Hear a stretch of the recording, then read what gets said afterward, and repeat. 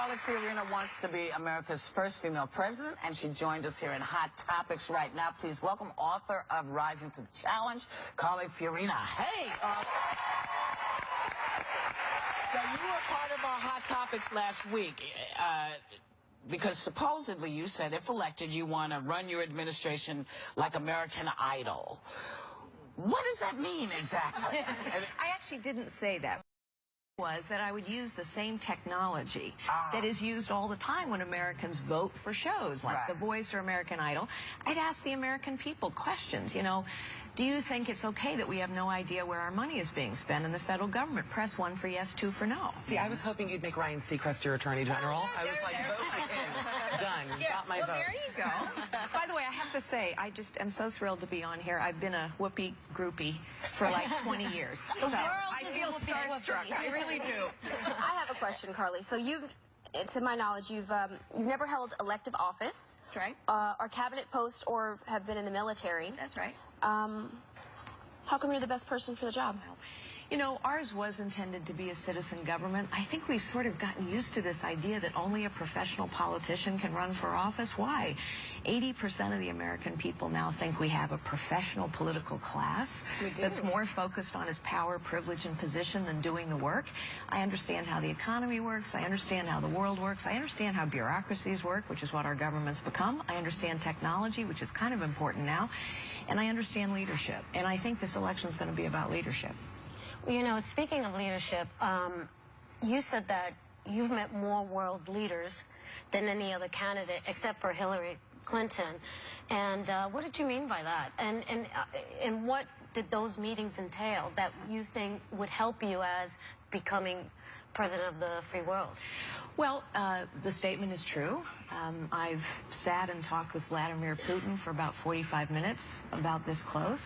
So when you look someone in the eyes and you have a substantive conversation with him, we were talking about world trade, you kind of get to know a little bit about someone. And having spent that time with him, it's pretty easy to see that he won't be dissuaded, his ambition won't be dissuaded by a gimmicky red reset button. Or I've sat very close to Yahoo in private meetings in his office when he talked to me about the dangers that Iran represents, or I've had conversations with King Abdullah of Jordan about education policy, or the Qataris about education policy, or the Chinese leadership. So when you've been in and around the world and talked with world leaders about business or policy or current affairs, I think it's helpful.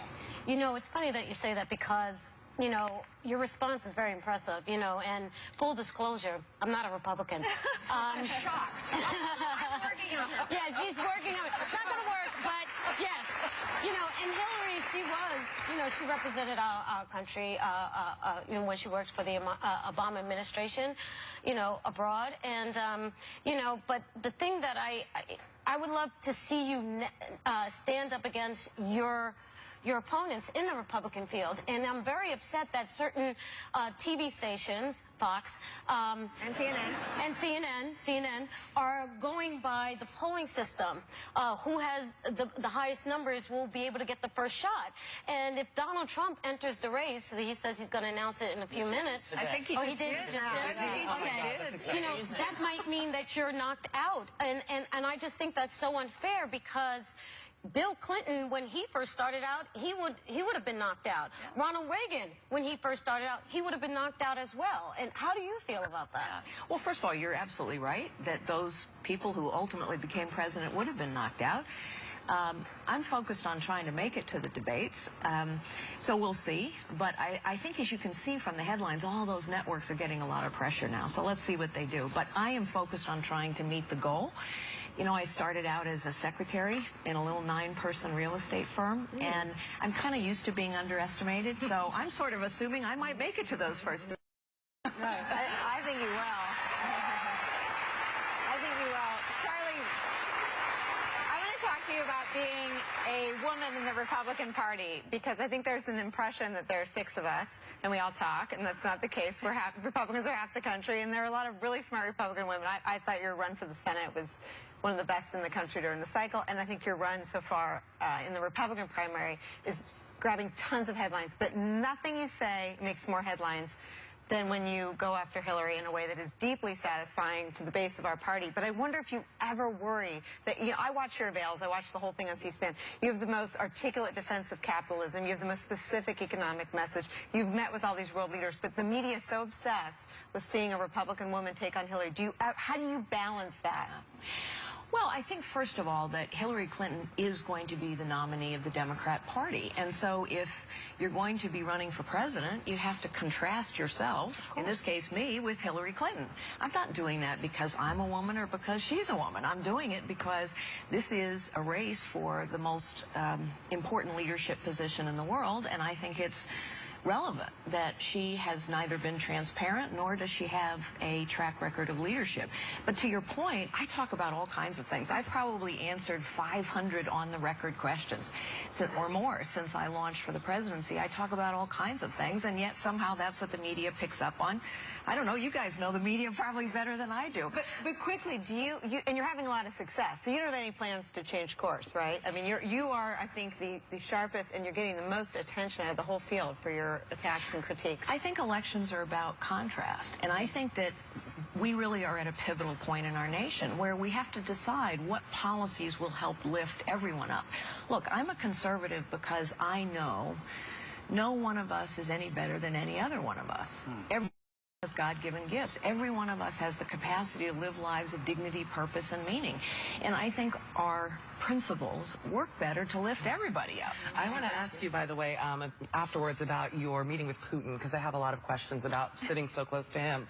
But you just gave a speech about feminism. You said feminism has evolved into a left-leaning political mindset where women are pitted against men and used as weapons to win elections, which is actually going to your Hillary point. Why do you feel this way, specifically? Well, look, I believe that a feminist is any woman who lives the life she chooses. I make no value judgments on the kind of life a woman lives as long as she chooses her life and somebody isn't choosing it for her or she's being denied something because of her gender. But I do think that when women stand up, for example, and call my candidacy offensive to women, that's about ideology. You know, it's about the fact that they don't agree with me. Well, Whoopi and I were talking about this yesterday. Because it's one of those, I mean, the first I have really? No, not really. I'm sorry, I got to ask this question. The first part of it is, you're running, I assume you are a person who is very sort of pro-life and believes in that. So are you going to run as a person who's going to govern for everyone? Or are you running on your Christian beliefs? Because you said some wonderful things, and it made me ask the question, if you feel that women should have the choices, why do you think choice is not a good thing? Well, look, I think that abortion is obviously a very delicate subject. I happen to believe that science is proving us right. I mean, the zygote the DNA in a zygote is the same as the DNA the I understand, respect, we don't all agree. We do have common ground on this issue now. The majority of women, the majority of young people, the majority of Americans now think that late-term abortion for any reason at all is a problem. So what I say is, let's go find that common ground. I think if you read the polls, you would see that. Well, let's go and find common figure it out ground. later. Will you add me on Facebook, Carly? There you go. Our thanks to Carly Fiorina. Members of our audience are going home with a copy of Rising to the Challenge.